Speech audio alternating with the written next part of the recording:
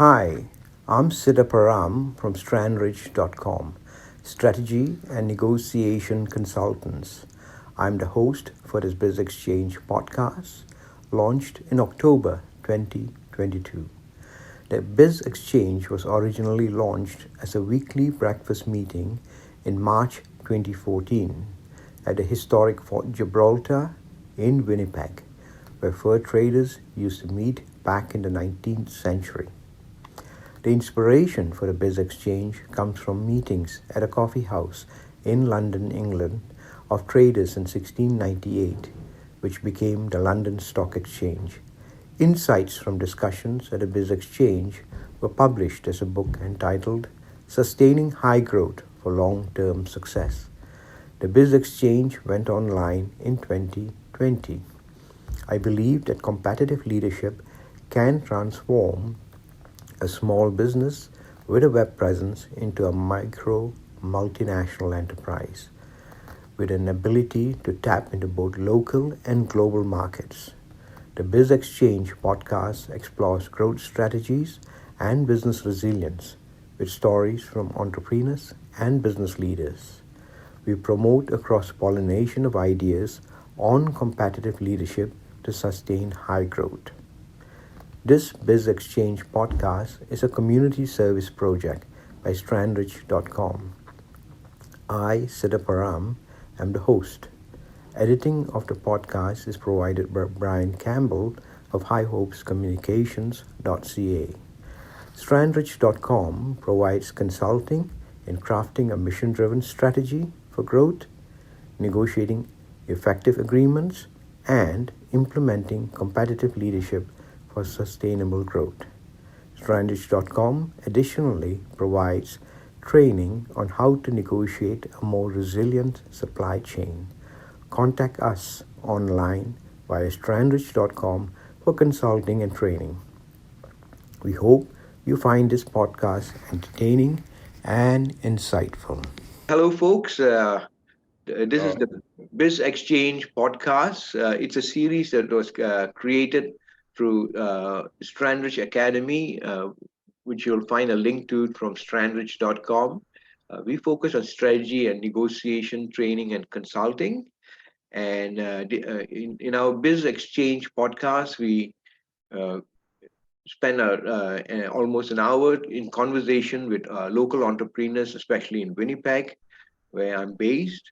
And we hope to learn within the podcast about from the life experience of our guests who come in. So this month, our guest is a Winnipeg entrepreneur, Ben Okwudili, and I've known Ben from community service projects through Rotary. One of the exciting projects that I enjoy keeping updated with Ben is a water project in Nigeria. And it's interesting how sitting here in Winnipeg, he's been able to start and manage and operate and maintain a water project for local community in Nigeria. So that's really interesting. But Ben has a very interesting life experience. He's been traveling across to Europe for education. He's come to Winnipeg. He's been involved in business, both in employed status as well as starting a business. So Ben, why don't you tell us your early journeys? Your the background in terms of your education and training, and then how you got into the working world and your experience from there. So Ben, over to you. Thanks a lot, gentlemen, and thanks, Sid, thanks, Brian. Yeah, good morning. Actually, my earlyhood life started in a rural village in southeast Nigeria, precisely a town called Norwa. And there was where I went to elementary school. Then it was called primary school.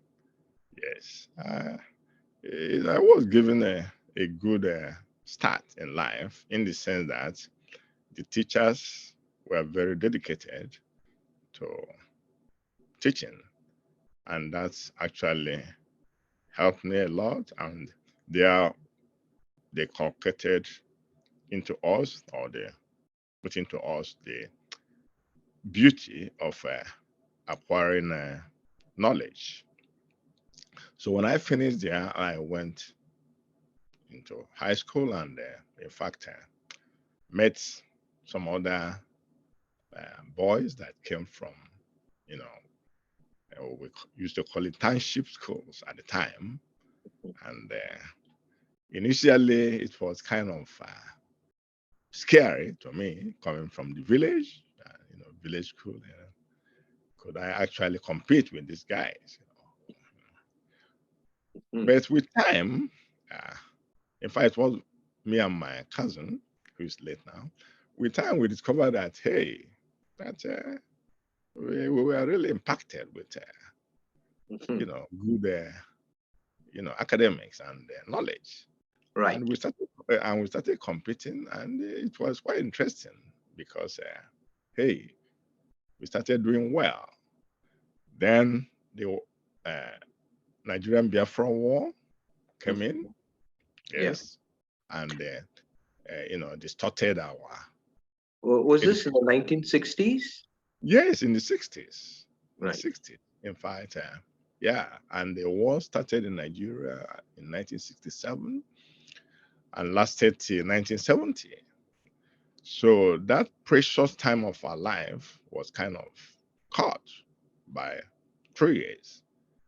Yes. And well, after the war, we managed to go back to high school, to where we stopped. Yes. Most of our mates that were on the other side of Nigeria, have almost, they were almost graduating from high school. Right. Some have, even graduated at the time. So, Hmm. anyway, we told ourselves, you know what? This is a challenge because we have to struggle maybe even twice or thrice as hard in order to meet up with, you know. So went back to high school, and eventually, we managed to finish, though it was tough because coming from war-torn zone, for those of us that were, you know, scientifically inclined, we didn't have lab to, kind of do our chemistry, physics, and biology, all Hmm. these things. So most of the things we did was theoretical. We learned through theories at the time. Yeah. But I mean, we enjoyed it because, hey, we had to, just learn by heart most things. Hmm. Yes. And I was good in mathematics, actually. So that helped me a great deal too. Hmm. But so when we finished, in fact, I was the best mathematician in my class at the time. Oh, okay. In You're. my class forum, they still remember it up to now Hmm. because I was solving the mathematics of anybody who is kind of Right. getting. Yeah. Anyway, so when I finished, I kind of was wanting to go to Europe, and why I wanted to travel overseas is, to bridge the gap of for the fact that I didn't, learn practically Hmm. the scientific, you know, products. Right. So eventually, I got I was able to, land in Germany through the help of my parents and some people that were some colleagues, some friends that were interested in the Biafran children and things like that. So when I got to Germany, my first daunting challenge was learning the German language Hmm. because if you have to go to higher institution in Germany, and if it has to be in a German university or technical university, as the case may be, Right. uh, the language is a sine qua non. In other words, you must know how to speak it and write it and use it to read very Okay. well, the textbooks and everything. In fact, the Germans never played with the language because when you get into higher institution and the reader comes in and start reading, and in fact, after the test and they see you're not measuring up, maybe most Mhm. likely as a result of the language, you are sent back to language school. Yes, Right. yes. So So, how did you uh, find learning a language like German? Because oh, like I said, it Nigeria was was more English language, right? Education. yes. Yeah. Nigeria is English. Nigeria is Anglo, you know, Saxon country. It's English speaking, but Yeah. yeah, it was very challenging and Hmm. daunting. But I think what helped me were two things. Firstly, I was young at the Hmm. time. Secondly, I, there was that quest of knowledge. Hmm. Yes, yes. Because those days, when I finished the language school in the morning, Hmm. and thank goodness it was summertime, I would just go into the park.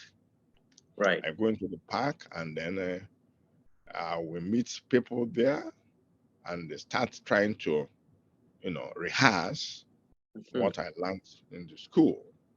Right. Yeah. Yes.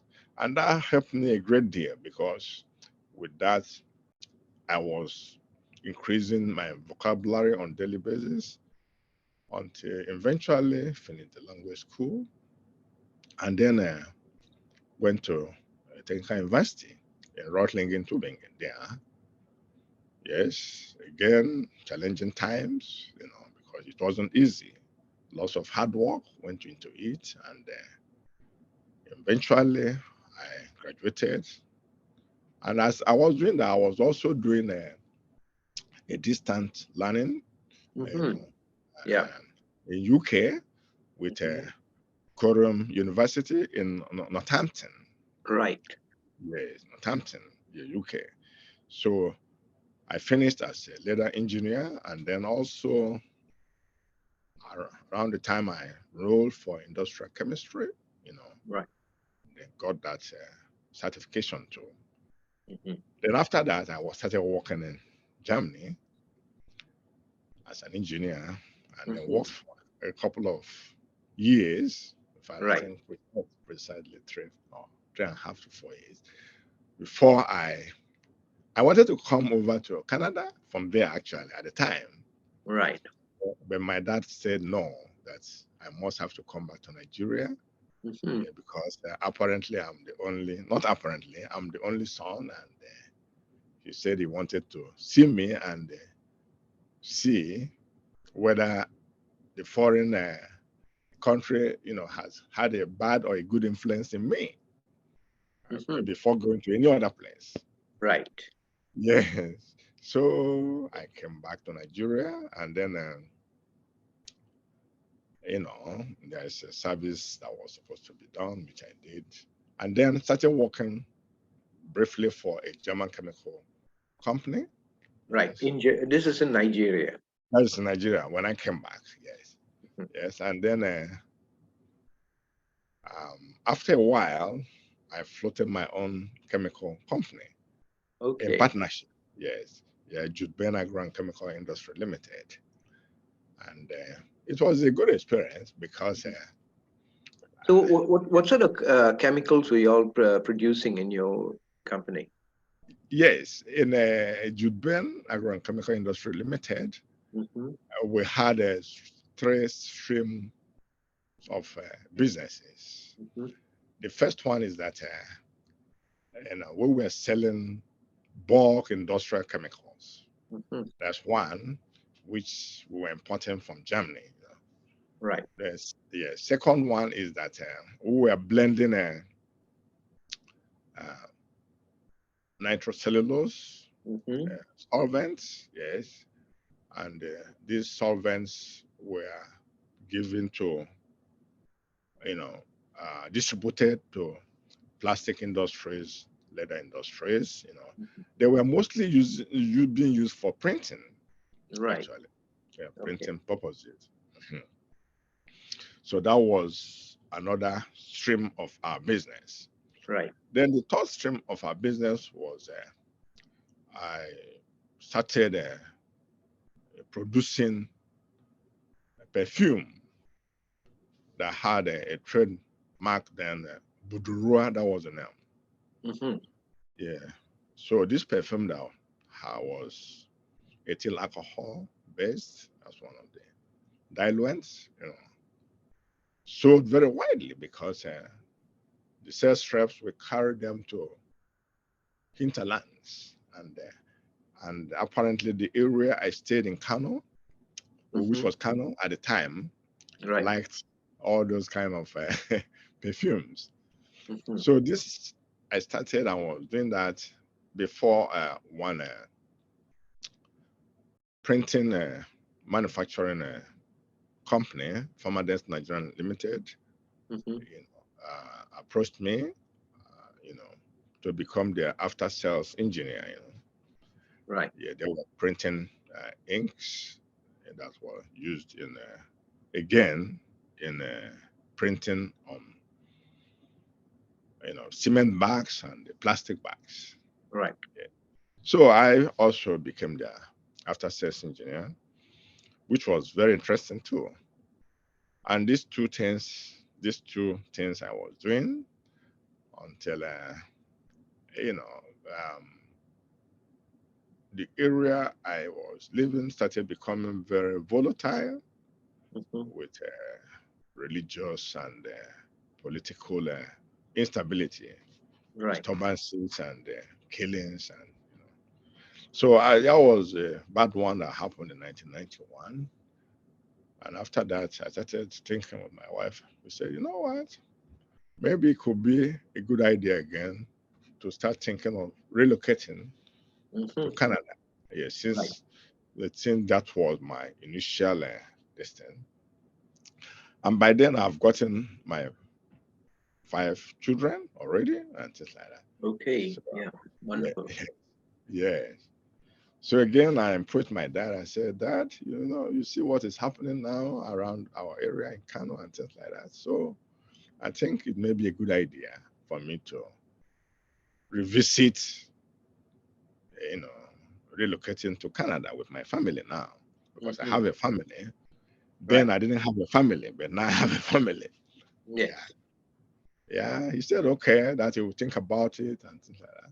And later he got back to me and said, you know what? Okay, Benji, because that's what he called me. I think it could be a good idea for you to do that. But remember that when you do that, you shouldn't forget home. You shouldn't forget me because I'm now getting of age. Yeah. I said, Right. Dad, well, that is, that is not doable because Mm-hmm. I know you are there.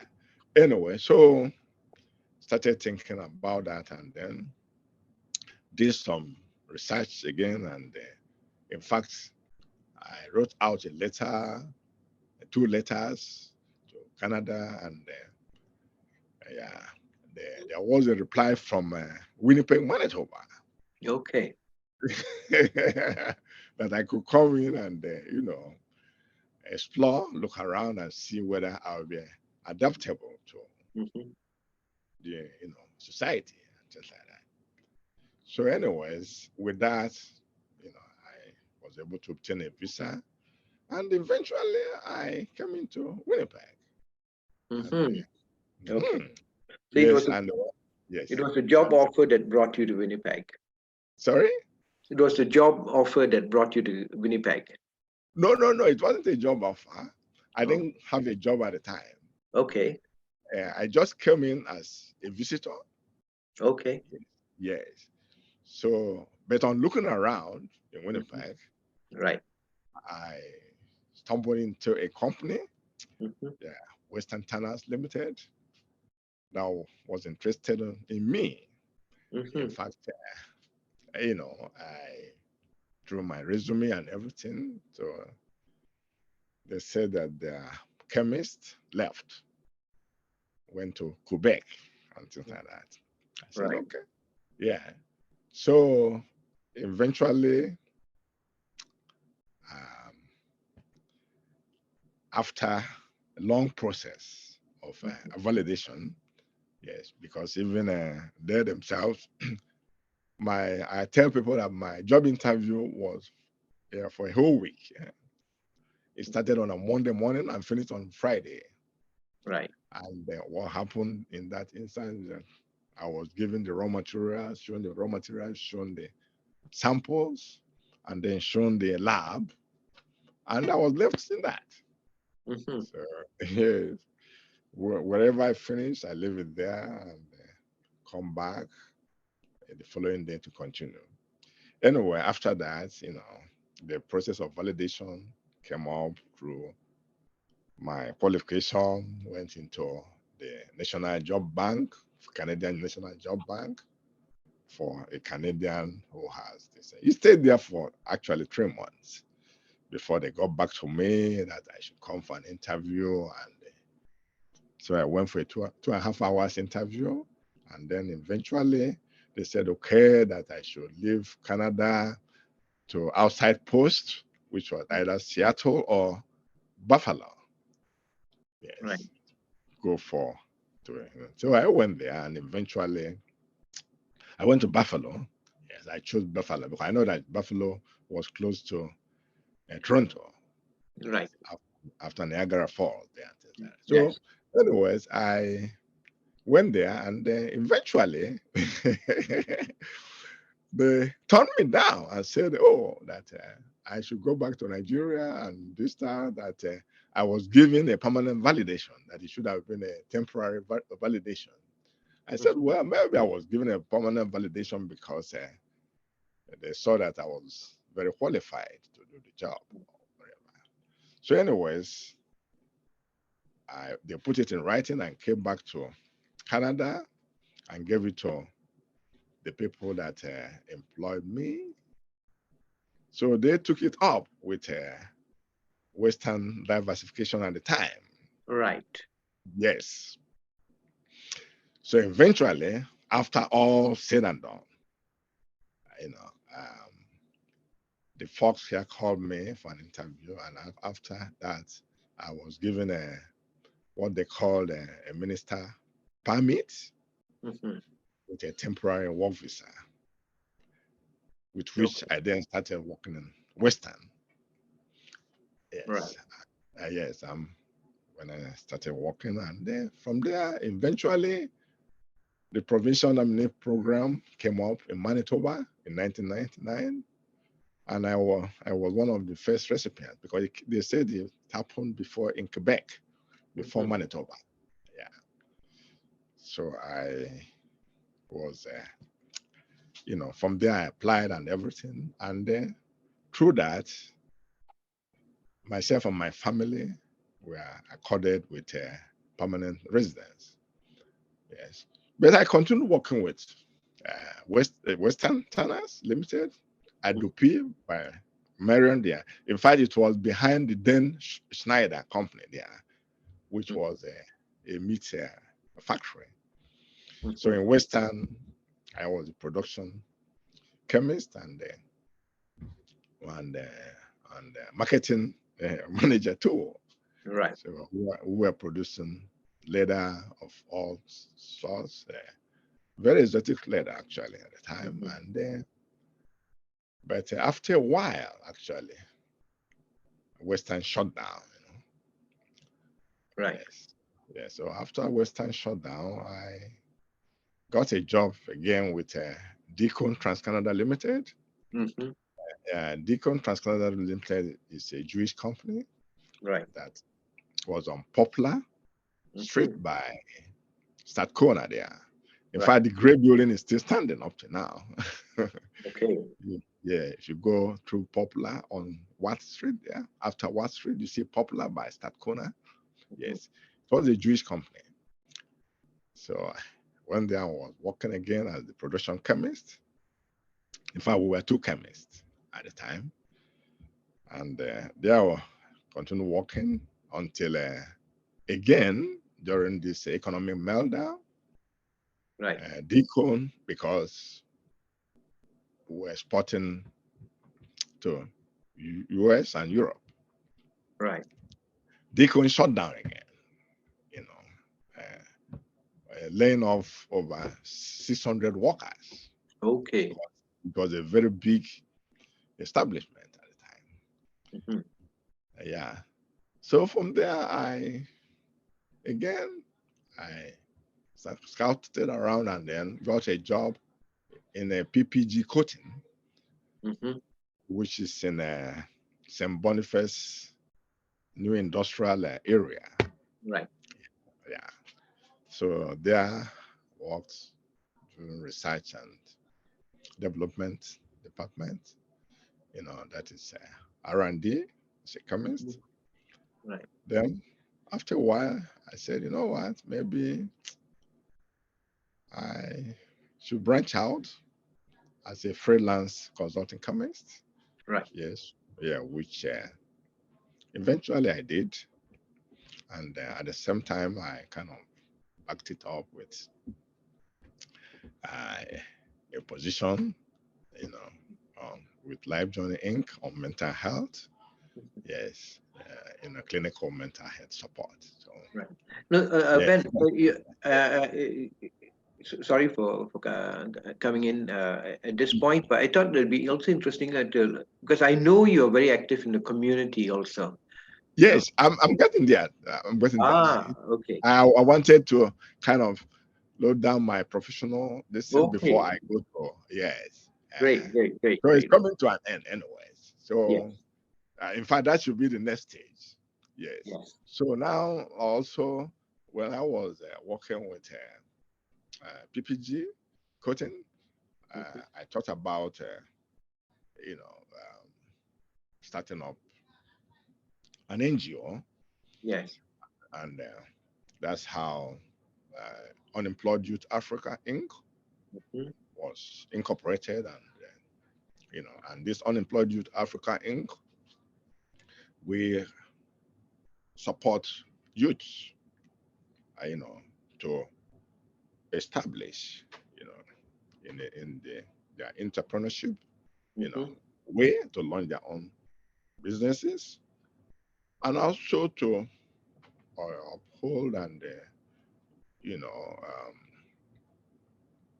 kind of develop skills, livelihood skills that are Mhm. very very necessary for you know uh, competitive pursuit.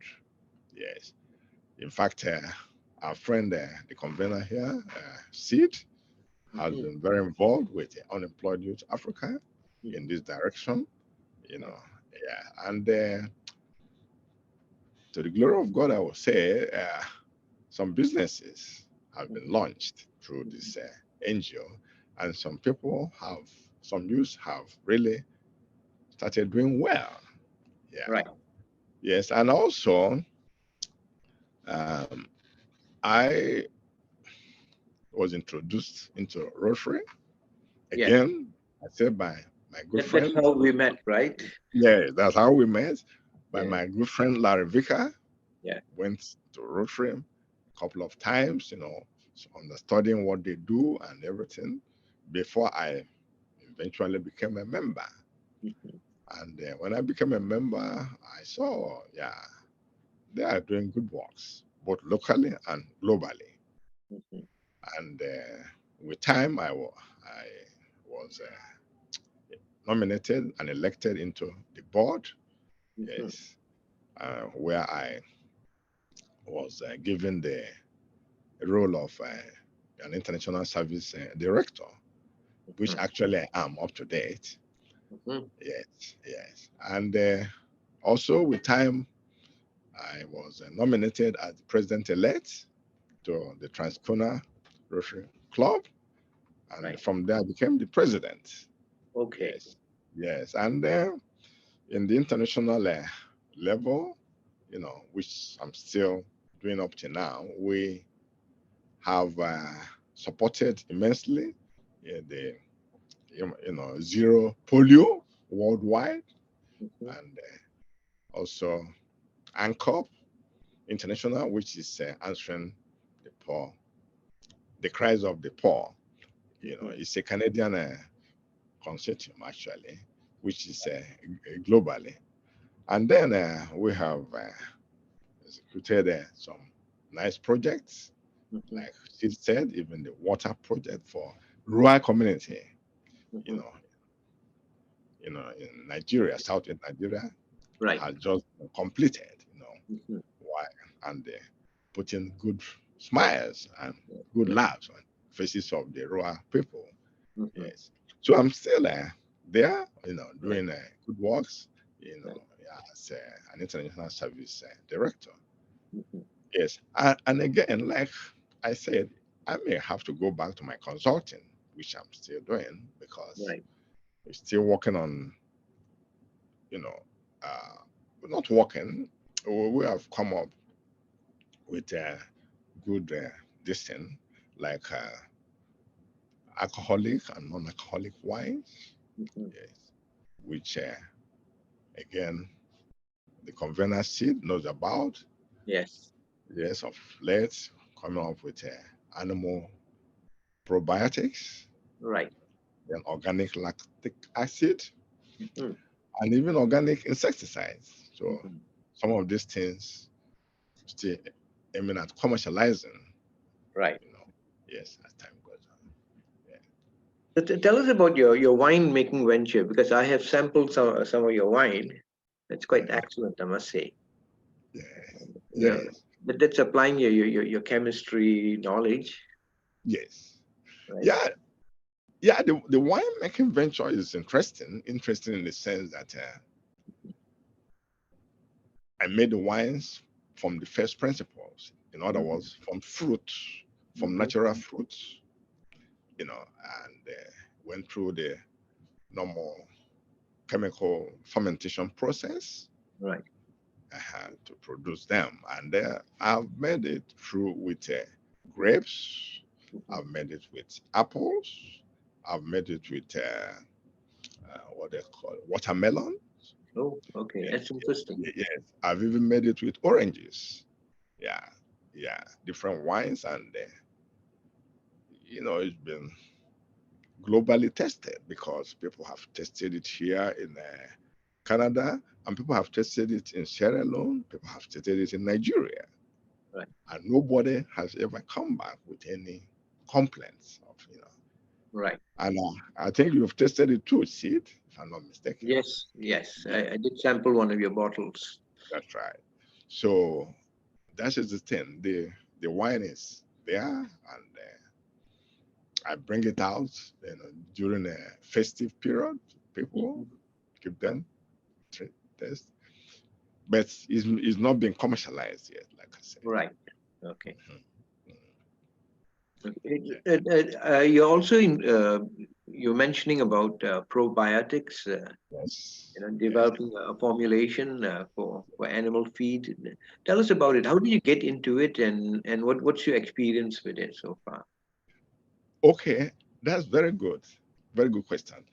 Actually, how I got into it is that in one of my visits to Nigeria, Yeah. I came in contact with animal breeders, Hmm. yes, rural animal breeders in the villages, and I asked them, I said, oh, what do you give to this animal? Because one of them started complaining to me that, in fact, that he has a very terrible setback because flu came in and they killed the birds, the chickens that he had, and they even attacked the goats or something.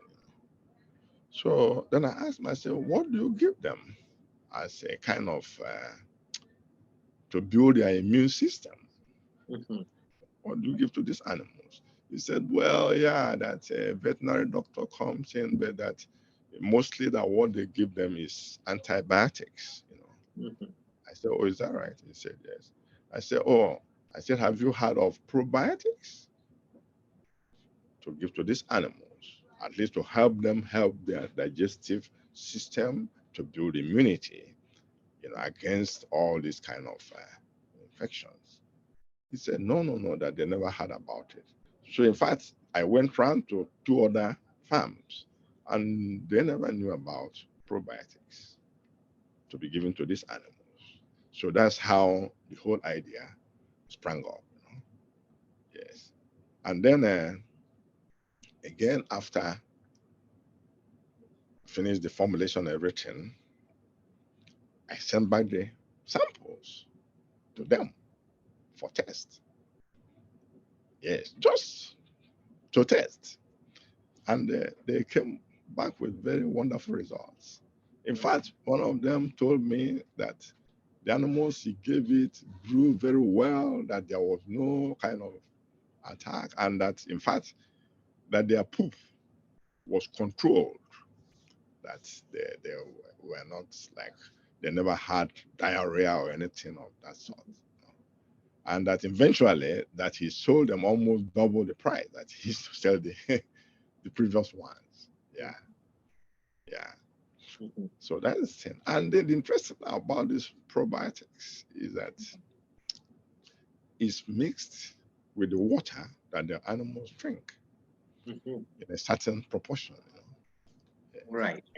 Yes. And I also, in the process of this probiotics, the formulation and production, because the first process step is lactic acid, organic lactic acid. And this lactic acid is also very good in the cosmetic industry. Right. Yes. Yeah. So that's it. Okay, so you're able to produce this in bigger quantities. So you're looking at scaling up on this business. Oh yeah, yes. I'm definitely gonna scale up on these businesses. Yes, yeah. Right. And even on organic insecticide that is very organic, natural products, because I'm doing more of green chemistry. Right. What's called green chemistry. Yes, I'm kind of shifting more from inorganic toxic chemistry to green chemistry. Yeah.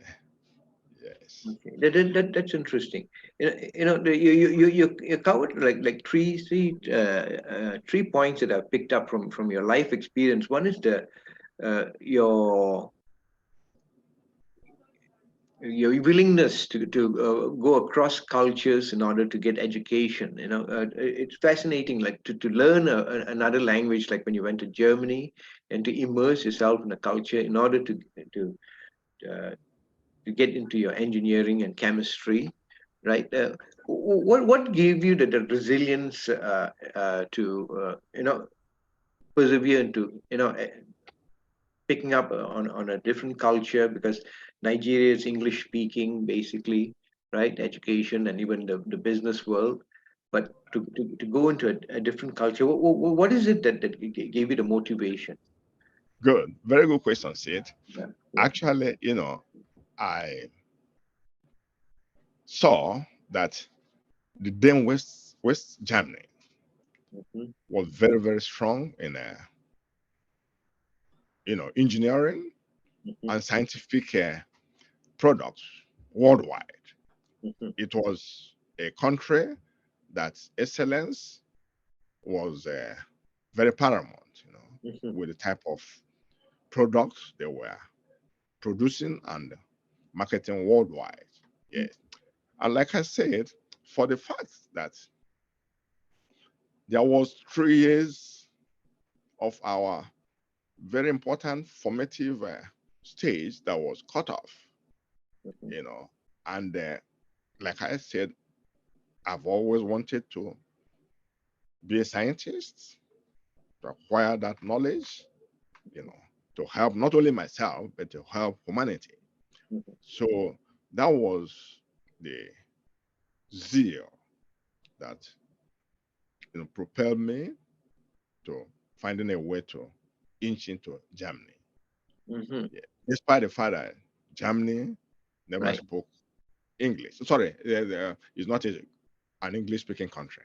Right. It Yes. was when I got to Germany that I discovered that even the Germans have started learning English at school. Okay. And interesting about it too is that at the time, when you speak Hochdeutsch, what is called Hochdeutsch, because Germany has two types of German, which is Plattdeutsch and Hochdeutsch. Right. when you speak Hochdeutsch in Germany, you are seen as someone who has, at least been to school, because Hochdeutsch is grammatic German, Right. which was actually tougher, like I said before. Mm-hmm. Yes. Yeah. Okay. So I was very happy that it paid off, because, like I said, when I went there for 4 days, I will just be visiting only the laboratory. I stay in lab from morning to night, Right. those days, because I wanted to really catch up so many things that I didn't know, Right. that I didn't see physically.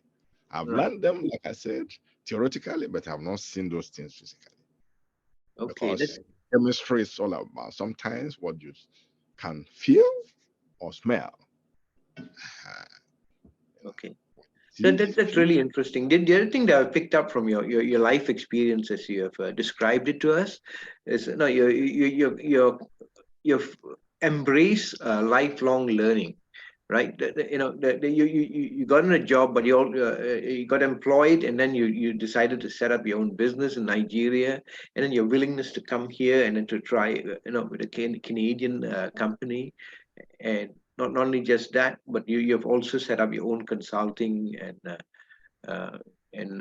now a probiotic business, right? yeah, So this thing about lifelong learning, what is it do you think that keeps you open-minded and continually learning? good. Yeah. For me, long life learning is a daily process, Right. because I tune my mind on daily basis to learn something new. Mhm. I'm very, open to learning stuff. Mhm. Yes. If you see, like what I said before, when I was first introduced into Rotary, Mhm. I didn't jump in to become a Rotarian. I took time. I visited many times Mhm. Yeah. before I eventually joined, Mhm. when I was convinced that this is a place for me. Yes. And Right. ever since then, I continue to learn, you know. So I'm always somebody who is learning, researching, mingling with people, learning new stuff. And that's how, like I said, when I traveled to Nigeria, I went to the local farmers, to the animal farmers, and then asked them questions. They responded.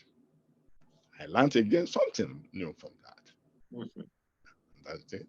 So I'm continuously learning. Mhm. And I've told myself that I will learn and continue to learn new things until I pass on. So that's the thing. Mhm. So It's a daily. would you say that lifelong learning uh, uh, is an attribute that helps you to look for opportunities always, even in adversity? You find opportunities.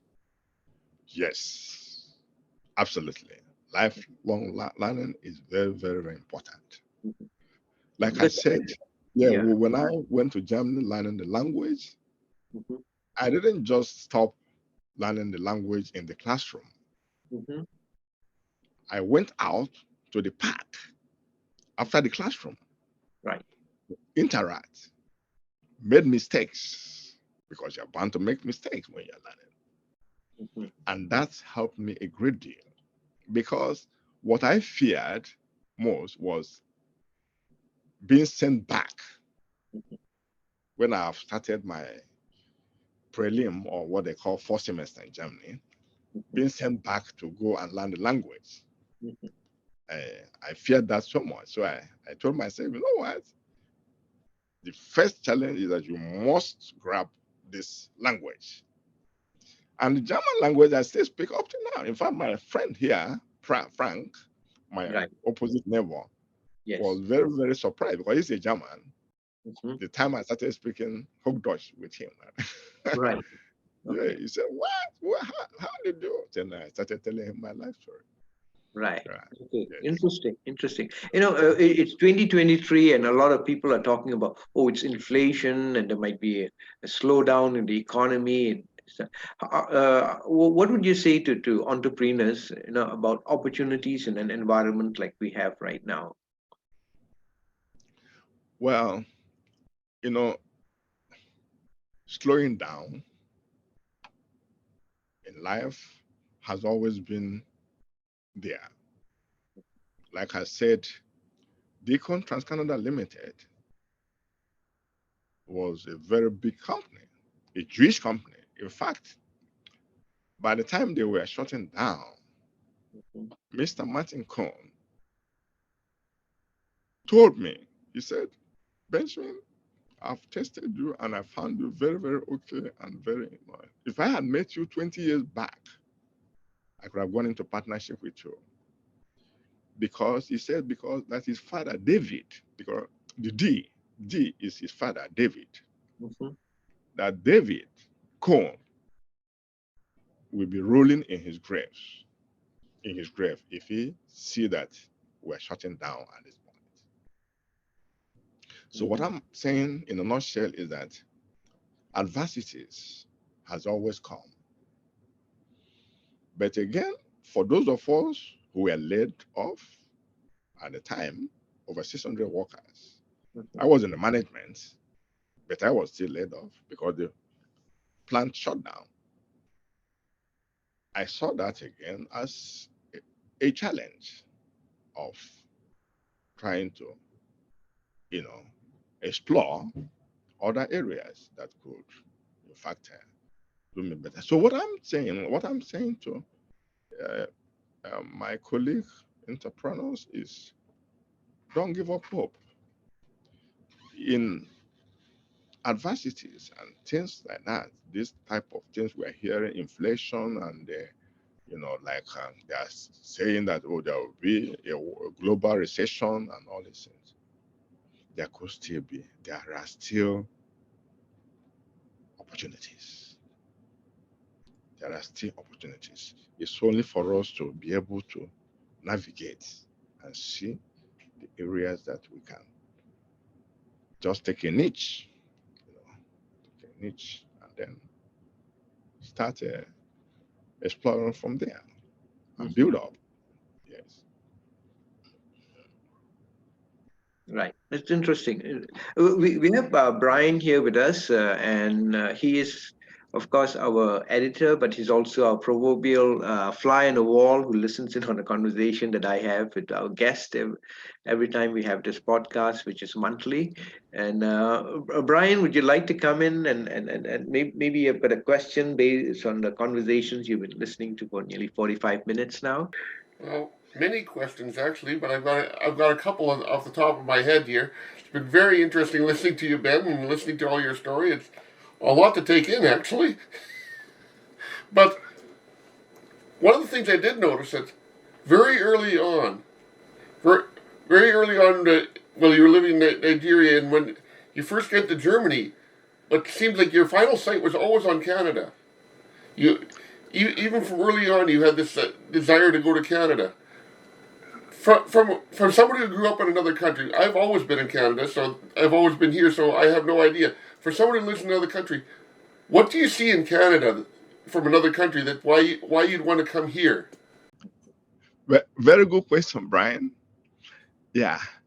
Firstly, I observed that Canada is a Commonwealth country, which Nigeria was also a part of. And I observed that my uncle, Barrister Nelson Okwudili, traveled to Canada at the time, even without a visa. And he came back with very good stories about Canada, how Canada is that is, their people are friendlier than even US, and how, you know, they, there's a kind of, not socialist, but, things were well organized. Yes, and that is a very wonderful place to start up and grow a family. Yes. So, in fact, that story he told me became even a good motivation. And again, like I said, I've always, even as a young man, I wanted to explore the world and see, for myself. So, because when I lived in Europe, as a matter of fact, it's very amazing because uh, in the summer months, I always use some 3 weeks or so to travel. When I just go to train station, buy a train card as an international student, which was cheap then, and start traveling to other countries. I travel to Spain, I travel to France, I travel to Denmark, through that way. Yes, through the train, German train. Mm-hmm. Have you So managed? that is, yes. Have you managed to investigate much of Canada? Sorry? Have you landed here in the center of Canada? Have you managed to investigate much of Canada? Have you been? Have I investigated other parts of Canada? You mean? Yeah. Actually, yeah, I wouldn't say. Yeah, I've gone to other parts of Canada, but I've chosen Winnipeg because coming here not knowing any single person, Winnipeg. In fact, I landed here by night. Uh-huh. I landed here around 3 a.m. The immigration man asked me, "Who has come for me?" I said, "No one." He said, "What do you mean, no one?" He said, "Where am I sleeping tonight?" I said, "Well, there must be a hotel around here." So, and I came in with then a Northwest airline. Then at a point he said, "Okay, let him finish the paper." And then he said again, he asked me again, "Who came to pick?" I said, "No one." They said, "Okay." So he stepped out and they brought the Northwest guy. I said, "Okay, this is your man. Please take care of him." So the Northwest guy took me to the hotel at the airport there, Western Inn, at a reduced rate because it was already getting to early hours of the morning that day. So that's the thing. So I came in here not knowing anybody, and I became, stable. I was stabilized. I said, "Why do I have to look for any other place?" I traveled on conferences to Edmonton, Toronto, I will go places, Calgary, but I've always remained in Winnipeg, and I will remain here. I'm not going anywhere. It's very cold, but I'm here. Yes, and actually I've been here since that 1999. Oh yes, still in Winnipeg. I never went anywhere. Mm-hmm. So I'm going to throw one more question at you. You've taken your chemical engineering career and you've used it quite versatilely. Perfume, printing, hide tanning, chicken farming, winemaking. As a chemist, is it difficult to change directions with your chemistry, or is chemistry just chemistry? Well, changing direction for me is not an option. Yeah. Like I said, because of the fact that I started early, or for that quest. Like I said, I was deprived of this scientific knowledge because of the war. And that was why I had to go to Germany, like I said. And so for me, chemistry, I like working out things. Like I said, use my hands, use my nose for smell, and use my sight to look at it, and then come up with something. So it gives me a lot of joy, and my family members, they know it. Yes. You certainly given yourself a diverse type of amount of careers out of your chemistry. Yes, and in fact, Brian, you see, the good thing about it is that my son, who is now a medical doctor, Mhm. You know him, Yes, Sid? yes, met him. Yeah, Sam. Did a 4-year degree program in University of Winnipeg in chemistry. In Right. fact, he was given an award before he went out to med school, Mhm. and he's now in University Teaching Hospital in Connecticut. Right. And when he was in med school, he told me that I'm very happy I did chemistry because it helped me a lot in med school. Yeah, so they know my desire, my zeal about chemistry. Mhm. Yeah. So But you. again, it doesn't debar me from being very active in the community. In fact, I didn't mention it. I was the president of my community, the Omona Igbo Cultural Association of Manitoba Inc. Right. from 2006 to 2008 for 2 successive terms.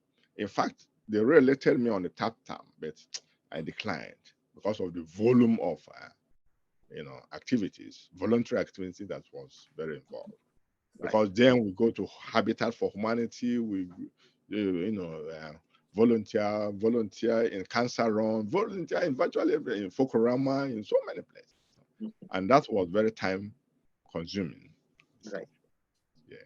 Yeah, I've seen your interest in youth developments, and when I meet young Africans and I mention about you, they say, "Oh yes, Uncle Ben." You're known as Uncle Ben in the community, right? Yeah, yeah. And I notice you're very good at communicating with the younger generation and all that, right? So tell us a bit about that interactions you have with the youths of today, and what Yeah, keeps you excited about the youths of today? yeah, thanks. It starts from my home. Yeah. Yeah. Sometimes when you see me discussing with my last born Abe, whom I still living with, you will Mhm. think he's my friend. You Right. see, like I said, I like you said before, you know, I like learning even from these youths because these youths have ways of thinking and communication that sometimes is a little different from my own. The way some of them see things is why they see it from different perspectives. And I'm always very interested to, you know, learn from them. And they learn as they learn from me as well. Yeah. And that is why we have always kind of jived together, you know. So, and a lot of them really like that interaction. hmm Yes, with older generation, like me. Mhm. Yeah. I mean, in 3 months' time, like I said, in 3 months' time, I will turn in 70. So I'm not a young man anymore. Right. Right. Yeah. Yeah. You mentioned that you learn from the youths as much as they learn from you. So what keeps you optimistic about the younger generation? Well, what keeps me optimistic about the younger generation is, like I said, the perspective at which they see things. You see, some of them are very flexible, not as rigid as some of us or in my generation gap is. And that flexibility to me is strength because through flexibility, a lot of things could be achieved because that is where you broaden your knowledge, you, you acquire informations that usually maybe are not even written in books. You know, through flexibility, eh, you can excel. And then again, with the present technology that has to do with IT, a lot of these youths have been able to use it very well to their own advantage. And that's why some of them, when they start saying certain things, you'll be wondering, how did they actually come to this knowledge? Yeah. So Mhm. that's what happens. Okay. Mm. So Mm. I guess the big takeaway here, we went through three big themes. Are coming to the end of our conversation, but the three big themes that come out is about opportunities. We're willing to embrace culture that's different from your early years. Keeping an open mind towards learning, and change. I think these are the big themes I'm picking up from our conversation with you, right? So Ben, in closing, what would you tell entrepreneurs out there today? Just a closing sort of summary of, you know, from your life experience. What would you tell someone who's looking at entrepreneurship and starting a business, for instance? Yeah.